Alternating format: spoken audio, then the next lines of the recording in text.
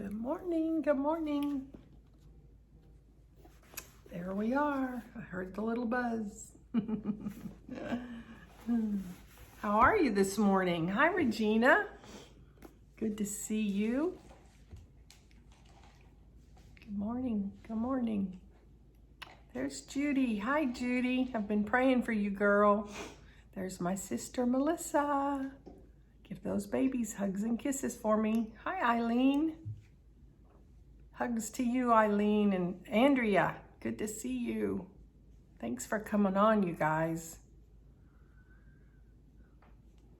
We're reading in June the 15th of 2020. Boy, today is a day of birthdays. I want to shout out to my stepmom, Mary Hildebrand. It's her birthday. My sister, Maria. It's her birthday. My daughter, Carrie Dawn. It's her birthday. And my great friend, Kelly Hutchinson. It's her birthday. Today is a blessed day. Look at all the blessings God's given us through those wonderful women being born all on today's date. Today's a good day. Good day to be reading as well. Reading in 1 Kings 14 and 15 today about Jeroboam and Rehoboam. And I'll just tell you that basically what it spoke to me today about, leading into Acts chapter 10, is a picture of the struggle that constantly goes on the inside of us. The Bible tells us in Deuteronomy chapter 30 that I set before you this day blessings and curses, life and death. Choose life. We're always faced with decisions. Every single day of our life, the enemy's going to come at us to steal, kill, and destroy. He comes at us with the voice of deception, and he's going to tell us that something is not the way it appears. He's going to tell us to choose the curse. He's going to tell us to speak death. I mean, quite frankly, if he can just get us to use our mouth to speak death, he wins. If I just want to complain every morning, then I've just created my world.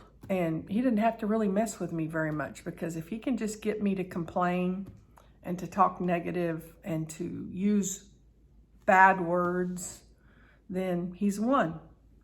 So the kingdom has been split between Judah and Israel once again, just as we saw when David first took over. So Saul was our first king, and he was the king over Israel and Judah. And then there was a split because of all the things, too much to mention here, that we saw.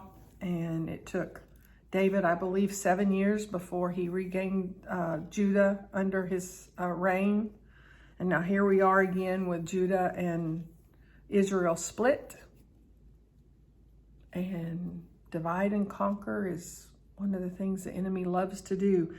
And then to me, with the picture of the internal struggle that we so often have, depending on how much we feed it. I mean, that old Indian tale of we've all got two wolves living on the inside of us. One's a good wolf and one's the bad wolf, and which one wins? It's the one you feed, is so true. I mean, it's so true. So, you know, if you're not waking up every morning reciting the things you're grateful for, then you're waking up every morning with memories of the past, of the things that's gone wrong, nagging at you, telling you that the foot's going to fall soon and something bad's going to happen. So, you know, he's taught us how to overcome that. And we overcome that by gratitude. Gratitude, gratitude, gratitude. I was faced with a decision in the past few days on how to respond to something that could have been either a blessing or a curse in my life. And I'm talking a major thing. So I paused, I practiced the pause, and I prayed and said, Lord, what is my response? And the word gratitude came to me. And I responded with a statement of gratitude. And it's turned into a wonderful blessing, a wonderful blessing. I mean, I wonder how many times if we would choose gratitude instead of grumbling and complaining, how different our world would be.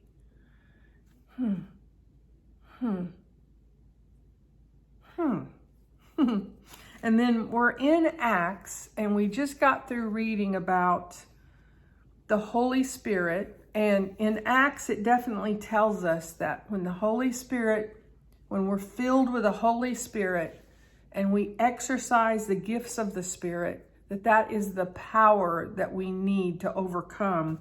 And we get to watch how a man named Cornelius has the Holy Spirit guiding him to go and find Peter. But I also find it very interesting how the Bible describes Cornelius.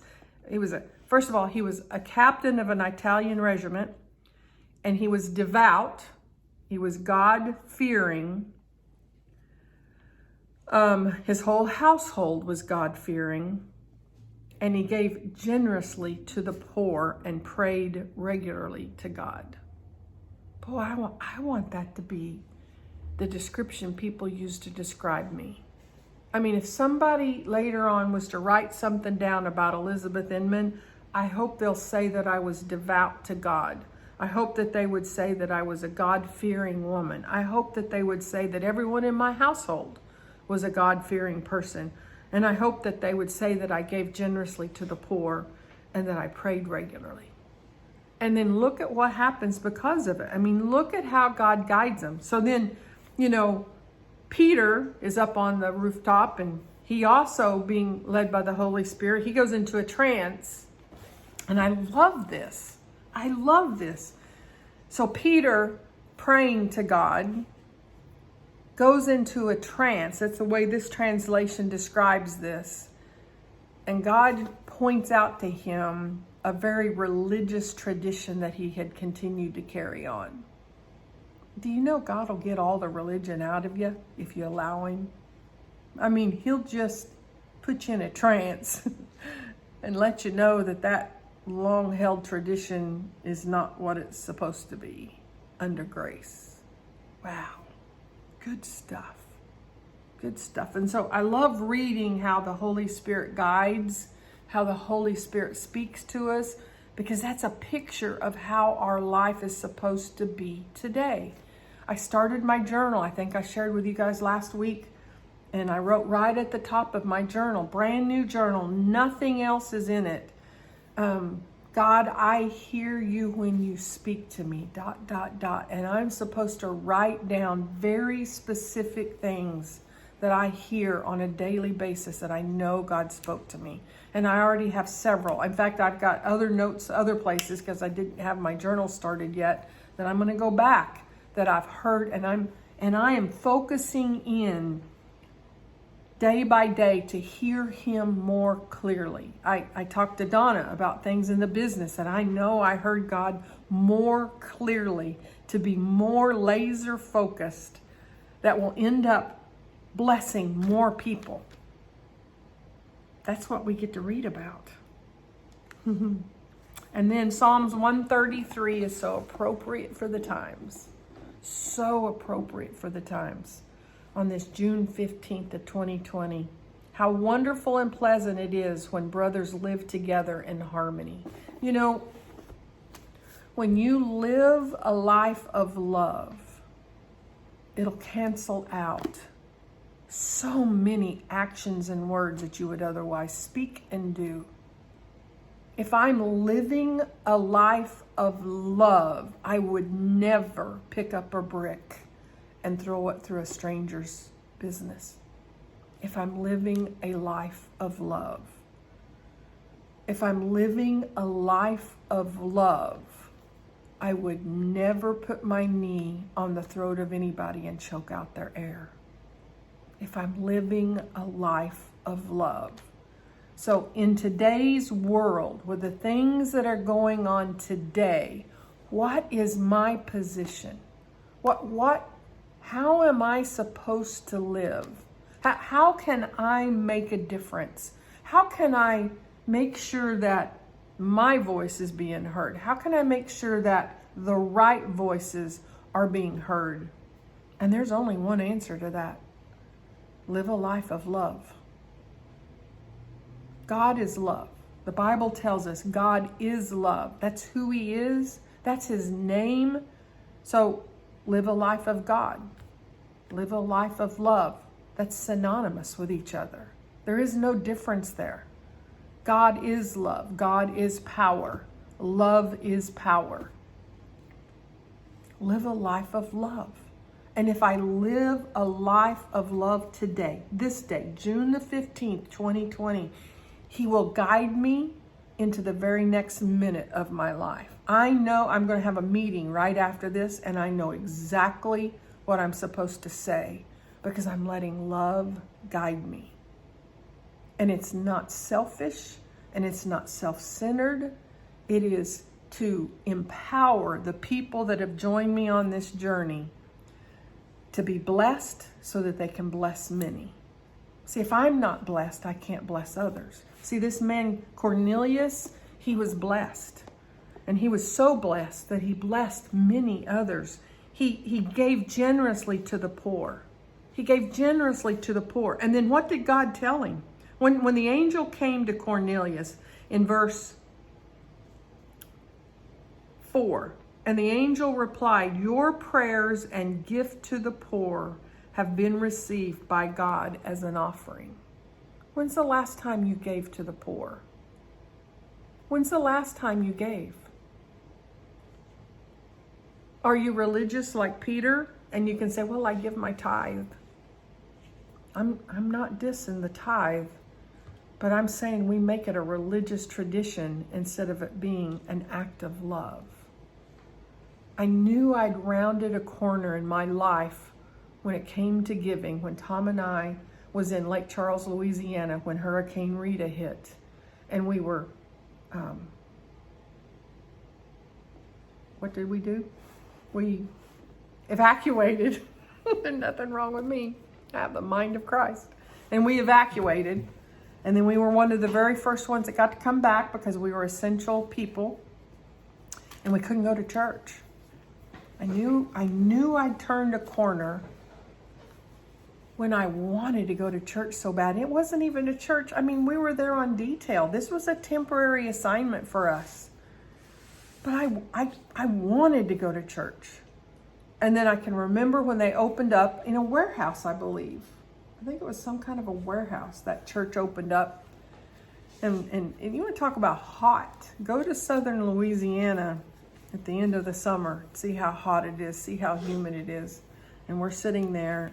And they took up the first offering. And Tom and I were able to give our tithe offering that day. I cried.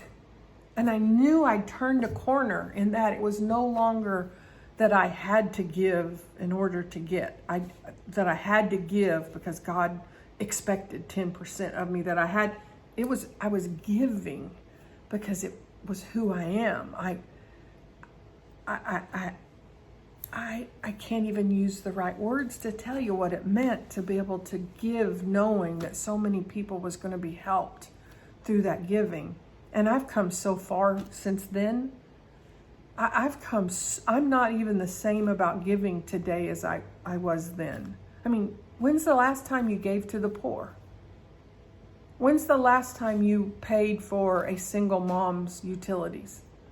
When's the last time you helped somebody make a mortgage payment or paid their mortgage? Or when's the last time you just paid for somebody's groceries that was checking out ahead of you or behind you? Or I mean, it's not a coincidence. In today's Old Testament, New Testament reading, that they described Cornelius as a man who gave to the poor regularly, and that the angel came back and said that your prayers and gifts to the poor have been received by God.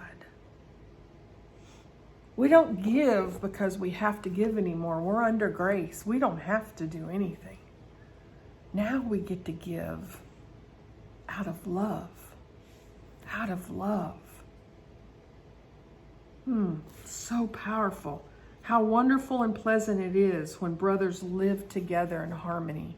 I don't know about you guys, but I want on this day, June the 15th, 2020, I want this to be a day that I'm spirit-led. And if I'm spirit-led, spirit and love are the same word. I want to be love-led today. I want to let love lead me today. Would you guys join me in that? I love y'all.